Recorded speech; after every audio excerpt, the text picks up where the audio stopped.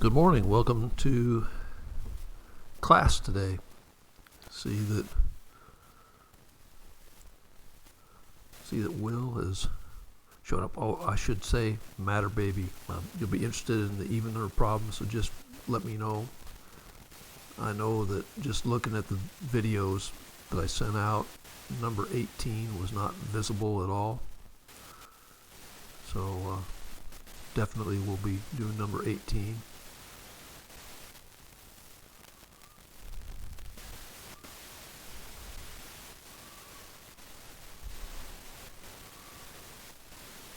Ahead.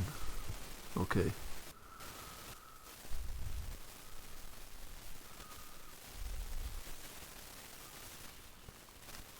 So I know you'll chime in as time comes.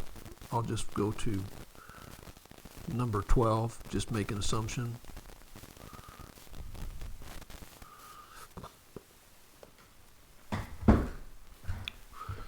Numbers 11 through 26 eliminate the parameter and identify the graph of the parametric curve. What I like to do for these is to solve the x equation for t and then substitute that in for the t and the y equation, and then we've eliminated the parameter t, and then we can work from there. So let's just go ahead and do that.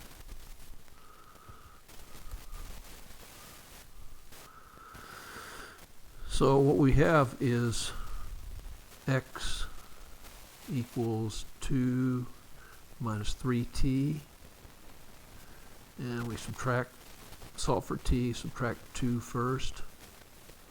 So we get negative 3t is equal to x minus 2, and then if we divide by negative 3,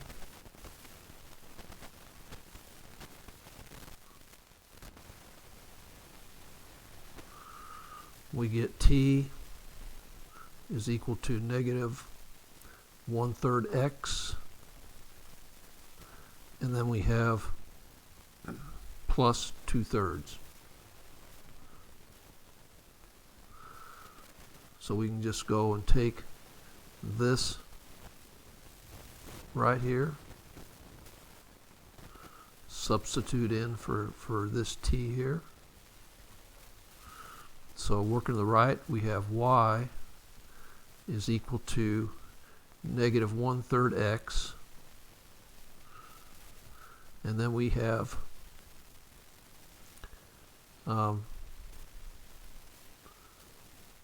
plus 2/3, and then we have this plus 5. Well, the plus 5 I'm going to rewrite as 15/3. Why would I do such a thing? We know why. So we have a common denominator. So y equals negative 1/3 x plus 17/3. So that's really what it is.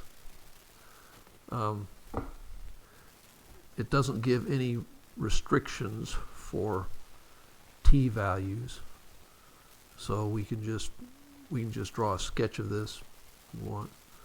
I'll just go ahead and make a quick sketch. So we have our y-intercept of 17/3,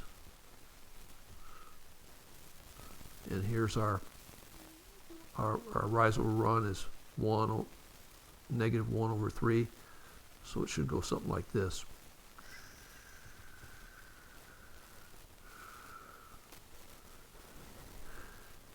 And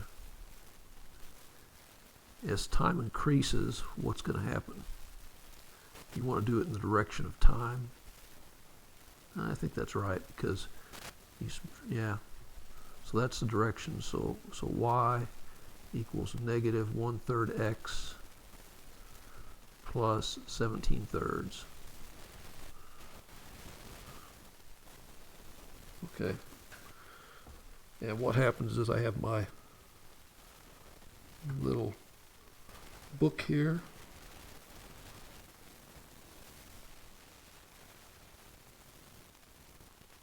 Yeah, that's exactly what it is. Okay. Chime in if you have any questions. I don't see one person showed up here so far in the comments. Without objection, I'm going to go on to number 14.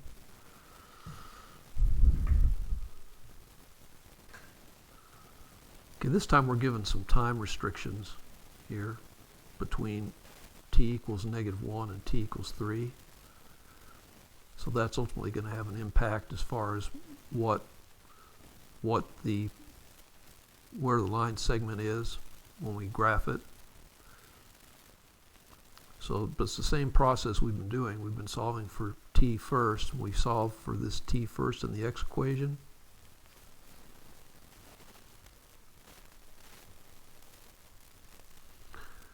You subtract 5. So far, this looks a lot like number 12, right? So you get -3t equals x minus 5, and divide by -3. All right, Noah, I just saw you pop up there. Yes, Noah, we're going to get to number 18, which wasn't on the video that worked out previously. So we get 1/3 x and plus 5/3.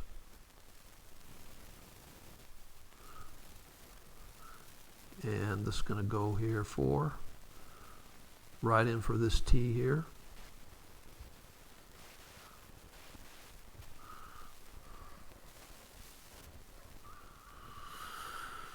So I'm gonna put this over to the right up here, try to give myself a little room. So y equals 2. Now 2 in thirds is going to be 6/3, right? Minus 1/3 x plus 5/3.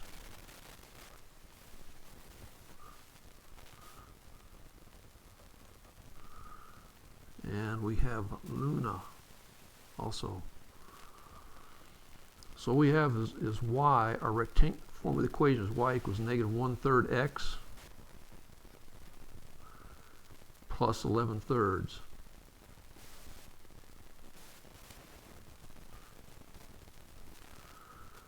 Okay, we have one of our students that goes by Luna quite a bit.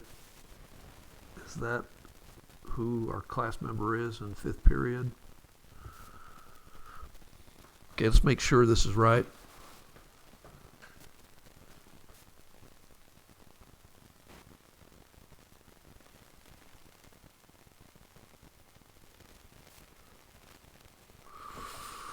Okay, good. Now, we can graph this thing. In fact, what I'm going to do is I'm going to graph it right now.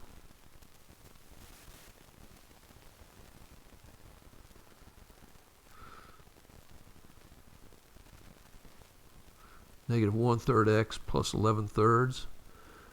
So here's going to be our 11/3. And we're going to have -1 over 3. So things are going to go like this. So there's our y-intercept. How do we find our x-intercept? To find our x-intercept, what we're going to do is set our y equal to 0. Well, if we set 0 equals -1/3 x plus 11/3, and we subtract 11/3, we're going to have -11/3 is equal to -1/3 x. First video I sent out last week, Luna. So we multiply by -3, so we're going to get -11 equals, or 11 positive 11 equals x. So this is going to be the point 11, 1, or 11, 0. That's our x-intercept. But as far as sending out the first video, I have it. It's in the it's on the channel. You can go to it. It'll say Precalculus Live, April 2nd. 2020. Okay, so that's it. Now we need to find, because we have this restriction of time, so that's going to limit what we have here.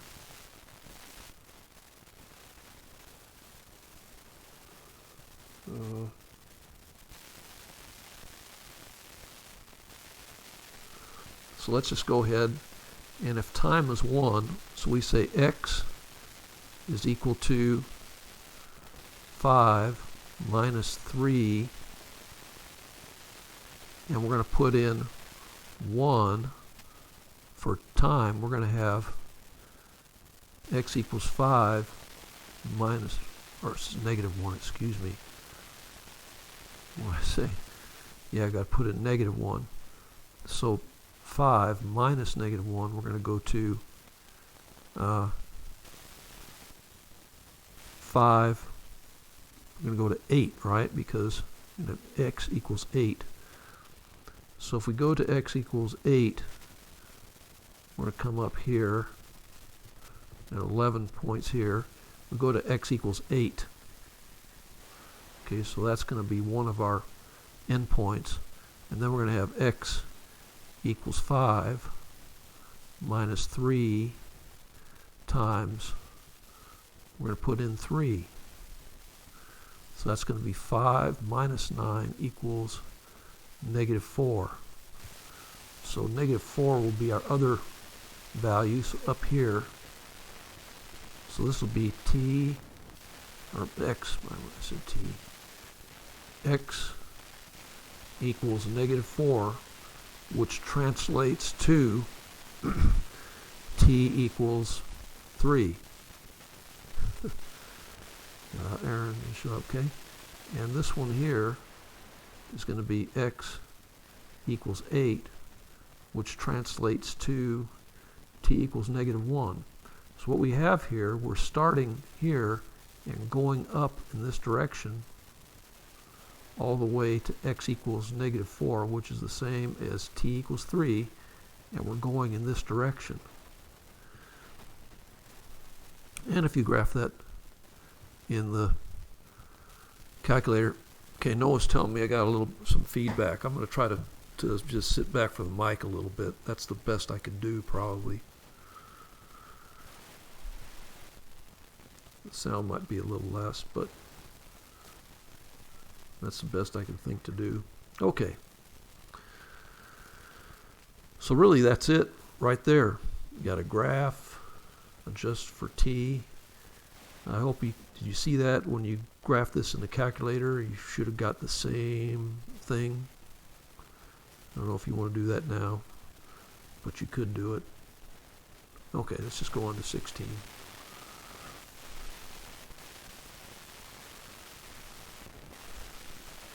Yeah, Noah, let me know if sitting back from the mic a little bit help some in the audio. Okay, we go to 16. Same sort of thing, eliminating the parameter and identifying the graph.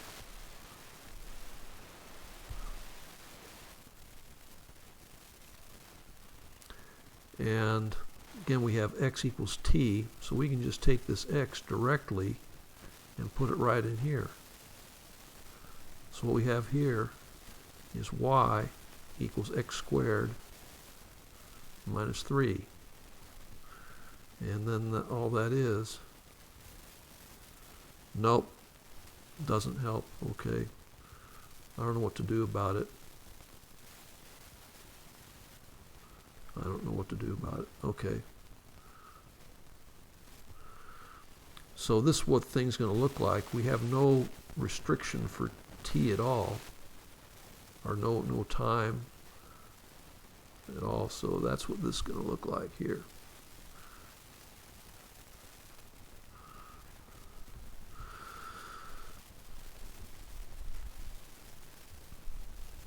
So really that's it. That's pretty simple. Let's go on to number 18, the one that didn't show up on the previous video I did.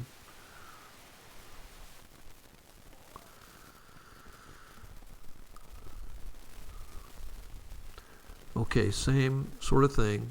Solve for t. So we have we have x equals 2t squared minus 1. We add 1, we get 2t squared equals x plus 1. Divide by 2, 2 here, we get t squared equals 1/2 x plus 1/2, and then t is going to be equal to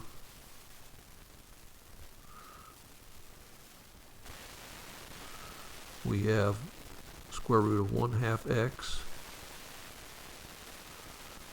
plus 1/2, and then if we were in class, I know that what would you be doing right now? You'd be screaming at me to put what? Plus or minus. Okay, so really that's what the thing is going to look like. Now you can graph this in a calculator, see what it actually looks like, but what you want to do is you want to find where this thing, we can factor out a division of square root of 2, so we can rewrite this as plus or minus 1 over square root of 2 times the square root of x plus 1. You see how that's that factored out of there.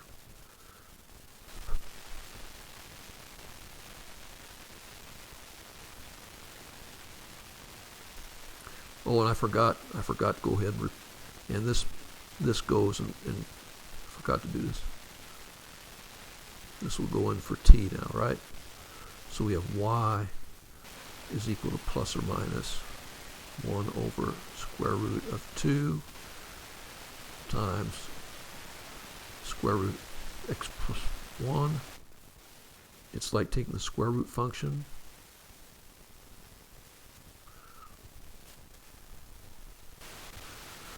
and our function is going to start at x equals -1,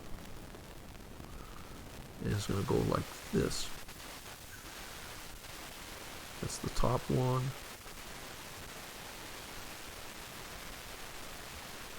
And here's the bottom one. So what is this? This is a sideways parabola opening to the right.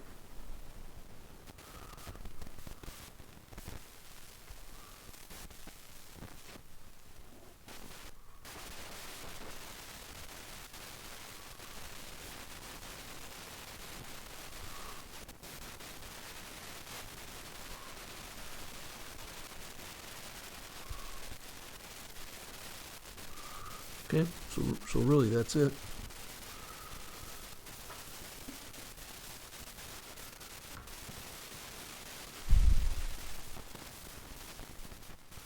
Okay, make sure we have no mistakes. Solving for y, putting it in terms of y, I just think that makes more sense. Okay, we're on to the next paper here, which is 19 through 26. So we have this one right here, x equals 0.5t. So t, let's put x equals 1/2 t. So t is equal to 2x. So now we can take this other equation here, we can put y equals 2 times 2x cubed, and what this is, we get 2 cubed is 8 times 2 is 16, so we get 16x cubed. Alright, and then we're going between t t equals -2 and t equals 2. So we can just go ahead and put this in here. We have x equals 1/2 of -2, which equals 1/2 times -2. That's going to be -1. And then we have x is equal to 1/2. We have a really skinny, tall and skinny cubic function here. So it's going to go like this.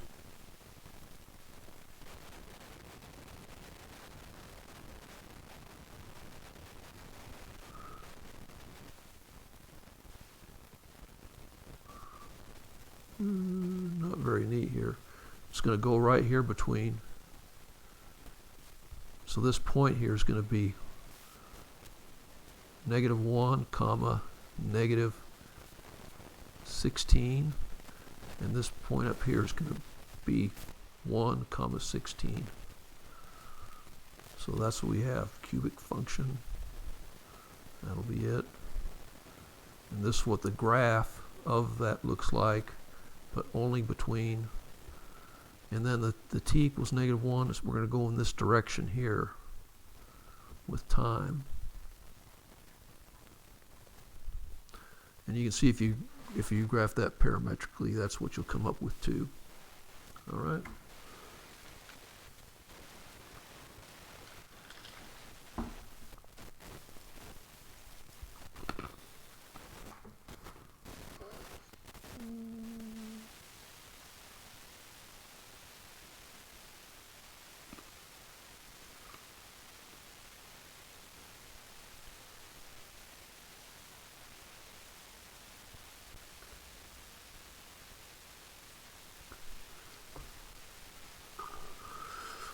But I did forget something, didn't I? What did I forget to do? I forgot this -3, didn't I? So it'll be 16x minus 3. It's easy to forget stuff. I'll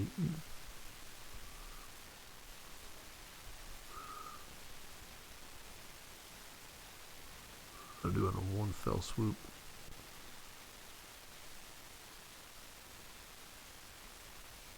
Okay, here we go. Very, very sketchy. Here we go. I want to get it in one thing so I can just move it down. So we can take this down like this. So for this instead, we would get -1, comma, -19. And this one up here, we would get 1, comma, 13. Okay, so that's it. All right, let's go on to 22. Okay, same sort of thing. We have x is equal to t plus 2. So t is equal to x minus 1, minus 2. T is equal to x minus 2. So now we substitute in here, y is going to be equal to 4 over x. What does this minus 2 thing do? X plus moves to the left, x minus to the right. So that means we're going to have a vertical asymptote where x equals 2.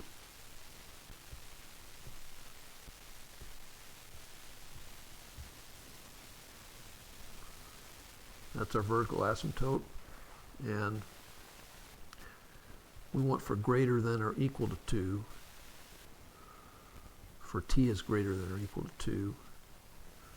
Well, if, let's say t is 3, so if we have 3, x equals 3 plus 2, so we have x is equal to 5. So that's going to be for x is equal to 5.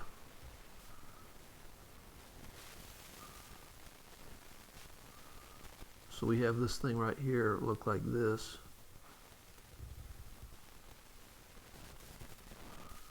And so we're going to start here where x equals 5 and go on that direction.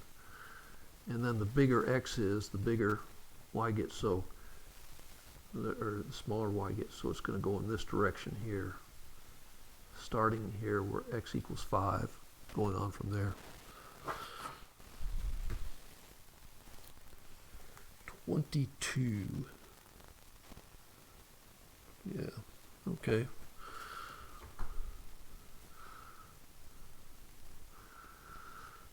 So that is it. Let's go on to number 24. Okay, now 23 on are the trigonometric ones, which are, I hope you got a chance to look at that. This involves something that we didn't cover when we were doing the earlier this semester with Pythagorean identity, which is sine squared theta plus cosine squared theta is equal to 1. So to eliminate the parameter, let's just go ahead and take, we have x equals 4 cosine squared and y equals 4 sine squared, so we can square both these functions and have x squared equals 4 squared, which is 16, cosine squared t, and then we have y squared is equal to 16 squared, or 16, 4 times 4, 16, sine squared t. So what we have is x squared plus y squared is equal to 16 cosine squared t plus 16 sine squared t. And so we have, on the left side, we put in x squared plus y squared, and I hope you recognize that that's the equation of a circle. We covered that in our quick review. So we have 16 times sine squared t plus cosine squared t, and this all equals 1, so we have x squared plus y squared equals 16. So the basic equation of the circle is this. We have quantity x minus h squared plus quantity x y, plus y minus k squared equals r squared. So what we have here is we have a circle with radius equal to 4. So you could graph that pretty easily in the calculator. Either, well, there's a conic way of graphing it. You can, if you put this in the calculator, and I'm going to do that. I haven't done that yet. 4 cosine t, y sine t. So we go here to, I'm going to go to parametric mode. We go to parametric equation, enter, go here, for cosine x, I would say cosine t, right? And for sine t,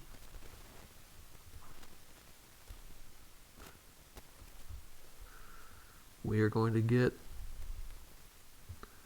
looks like a circle, but the aspect is off from the prior class. I did that. So we go to zoom 6 to get a standard window, but we still have an aspect off, looks like an ellipse. But then if we go to zoom square, it will proportionalize properly to give a circle thing there. Okay, so that's that. Next, 26. Okay, this time we're given a restriction between for t, but it's the same thing here. I'm going to just do this really quickly. X squared equals 9 cosine squared t. Y squared equals 9 sine squared t. So x squared plus y squared is equal to 9, factoring out sine squared t plus cosine squared t. So we have x squared plus y squared is equal to 3. So what we have is a circle with radius of 3, circle center about the. Now we're going to start with t equals 0. So just, I'm going to put this in red here. So if we put in 0, cosine 0 is 1. 1 times 3 is 3. So there's our first x, that's our x value of 3. And what is the y value? What's going to be sine 0? So we're going to get definitely this point here. And then if we go over here to, if we put in pi over 2, well, 3 cosine pi over 2, that's going to be 3 times 0. So and then sine pi over 2 is 1. So we get, our next point is this. So what we're doing is we're getting a circle that's going like this to pi over 2. And then to pi, if we put in pi, we're going to get negative 3 comma 0. So we're going to go like this. So we're going a half circle, and we're going in this direction. And again, we're going to put the time value here, so we draw the arrows in that direction. So really, that's it, just a half circle.